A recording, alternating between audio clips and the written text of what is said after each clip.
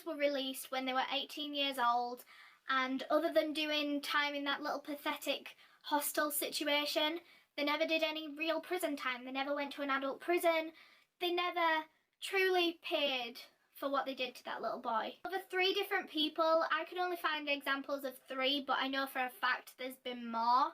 3 different people at least have had jail time for sharing pictures and profiles of who they believe is John Venables and Robert Thompson's new identities.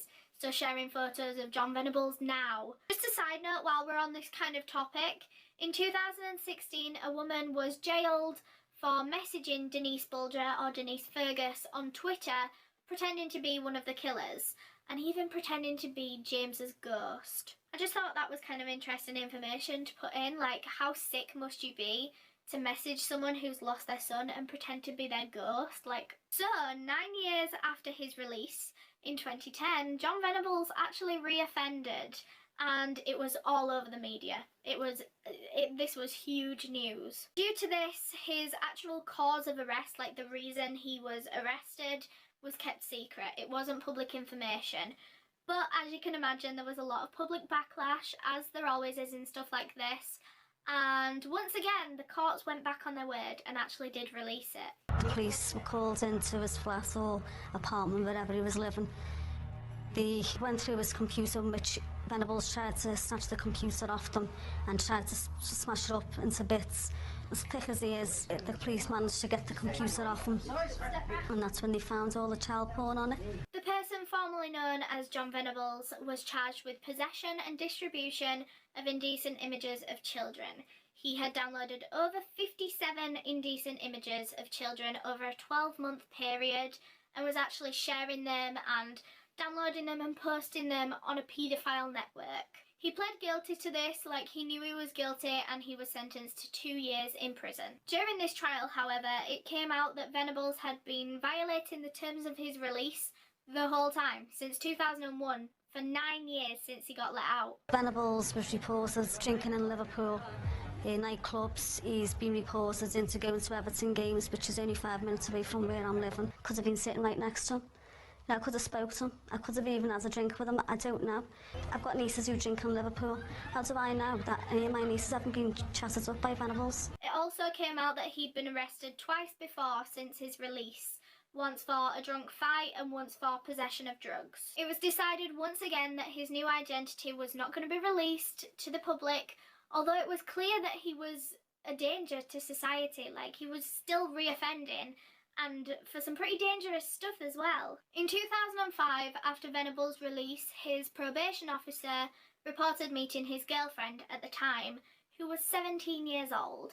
He was 23, so this wasn't a huge age gap. It was 6 years, and especially when you're that young, it's kind of a big age gap. But on top of that, it just is illegal. Like, a sexual relationship between someone that is over 18 and someone that is younger than 18 just is illegal. Venables dated many young girls, teenage girls, like 17, 18, 19-year-old girls, while he was in his 20s. People believe that he was just trying to, like, live his adolescence. It was like a delayed adolescence since he was in prison for all of his. Well, I say prison, but he was in a borderline hostel with video games, TVs, movies, whatever. It wasn't a prison. As Venables' supervision gradually decreased, like he was seeing his probation officer less and less, he began violating the terms of his release. Once again, he was excessively drinking, taking drugs, downloading child pornography images, as well as visiting Merseyside. On 2 different occasions, Venables actually revealed his true identity to 2 different people. And so because of this, because his true identity was going to get out, he was given another new identity in 2011. He was kept in prison between 2011 and 2013 for his own safety, so that because police feared that he would share his new identity. And like I said, it costs a lot of flipping money to give someone a new identity.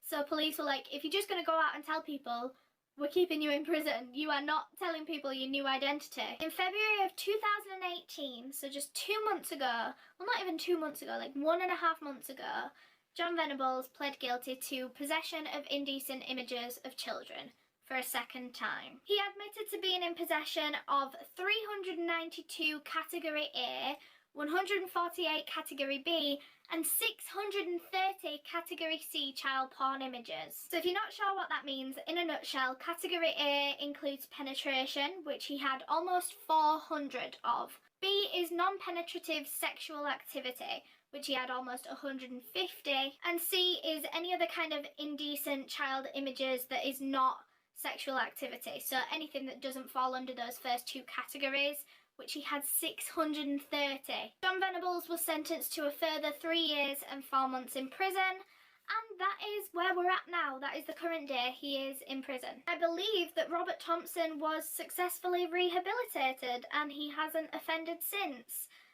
Correct me if I'm wrong, but I didn't find anything, so let's hope he has been. Like I said, the boys didn't show remorse, so what are the chances of him reoffending? I mean, John Venables is a prime example that if you don't rehabilitate properly, if you just give them a freaking video game console, then they will reoffend. I mean, I personally don't know much about the law, I'll be honest, but it just takes common sense, doesn't it? Like, if you can do a crime that horrific to another human being, like, it's clear that you're going to need some help to get back to the mental state of a normal human being, because you can't be mentally sound in your head to be able to do that to someone else. Like, there's got to be some degree of mental illness for you to be able to carry that out, and to further show no remorse.